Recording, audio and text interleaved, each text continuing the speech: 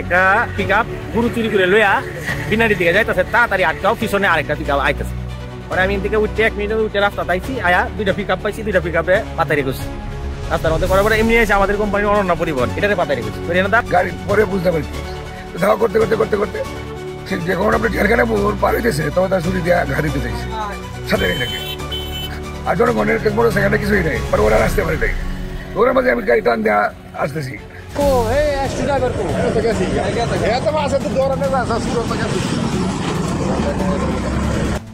কিশোরগঞ্জ সদর বিন্নাটি বাজারে আটক হলো গরু ভর্তি একটি ট্রাক। জানা যায় নেত্রকোনা থেকে কুরবানির প্রস্তুতকৃত গরু নিয়ে ছুটে আসছিলেন এই ট্রাকটি। পরে এলাকাবাসীর বক্তব্যে জানা যায় ট্রাকের পিছনে ধাওয়া করে আসছিল আরেকটি ট্রাক। কিশোরগঞ্জ সদর জেলখানা মোড় থেকেও ধাওয়া করে আসছিল সাধারণ জনগণ। পরবর্তীতে বিন্নাটি বাজারে অনন্যা সুপার বাস কন্ট্রাক্টর ও সাধারণ জনগণ মিলে আটকানো হয় এই ট্রাকটিকে। পরবর্তীতে জানা যায় ট্রাকওয়ালা পরিস্থিতি টের পেয়ে ট্রাক রেখে পালিয়ে যায়। বর্তমানে ট্রাক ভর্তি গরুগুলো কিশোরগঞ্জ জেলা মডেল থানার আওতাভুক্তই রয়েছে। সময় বাজে 4টা 35। তো আমার জেলখানা থেকে ফোন দিচ্ছে, ফোন দিয়ে কইতে যে একটা পিক আপ গরু চুরি করে লইয়া বিনারি দিকে যাইতেছে, তাড়াতাড়ি আটকাও, পিছনে আরেকটা পিক আপ আইতেছে।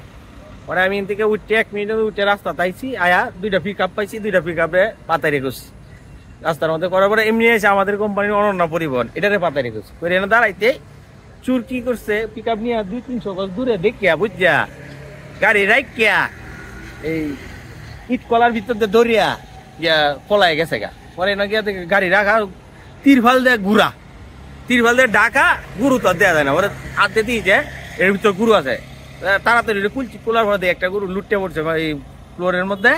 এটা বাছুর, এটা উঠাইছি, মারা গেছে না, এটা যেতে এটা উড়াই পরে সুজা করিয়া এর থেকে আয় পড়ছি। আমি একজন গার্ডে ডাক দিচ্ছি বিনাটি বাজার থেকে, ভাই এটা দেখুন আমি কাউন্টার আছে, কাউন্টার আয় পড়ছি। পরবর্তী পর্যায়ে নাকি পিছন থেকে একটা মোটর সাইকেল আইছে, এরা থানাতে ইনফর্ম করছে, পুলিশ আনছে, পুলিশের কাছে হস্তান্তর করছে। এটা কোথা থেকে চুরি করে মানে এরকম কোনো কিছু পাইছি না, এখন পর্যন্ত নিউজ পাইছি না কোথায় থেকে চুরি করে আইছে, এটা নিউজ পাইছি না। তবে একজনে আমার একটু কিছুক্ষণ আগে ফোন দিচ্ছে, ফোন দিয়ে কইছে গরুগুলো মেরেঙ্গার মুখলে দুয়ের বাইক নার গরু বলে মেরেঙ্গার। এখন কি থানায় আছে? থানায় আছে, পুলিশের তত্ত্বাবধানে। এটা মোর খাইতে আসছি, খাওয়ার পরে এখানে দেখে হঠাৎ করে দেখি যে এখানে চিলাচিলি শুরু হয়েছে, 2টা গাড়ি জনগণের ধর শুরু করছে। এরা একটা ফোন আসছে, ঠিক আছে, চুরি হয়েছে গরু গাড়ি আসতেছে, আমি খাইতে আসছি, তাড়াতাড়ি খাইতেছি।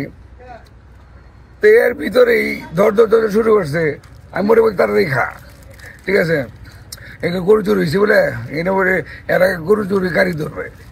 আপনি কোথা থেকে আসছিলেন? আমি কিছু আখড়াবাজার বাসা, আমার আখড়াবাজার বাসা, জেলখানা মোড়ে খাইতে আসছিলেন? খাইতে আসছি। পরে এই গরু চুরির সন্ধান পাইছে? গরু চুরি তখনই খাবারের মধ্যে বসে মানে এটা পাইলাম আর কি। এর আগে একটা ফোন আসছে রামপুর থেকে, জানেন কোথায় আপনি?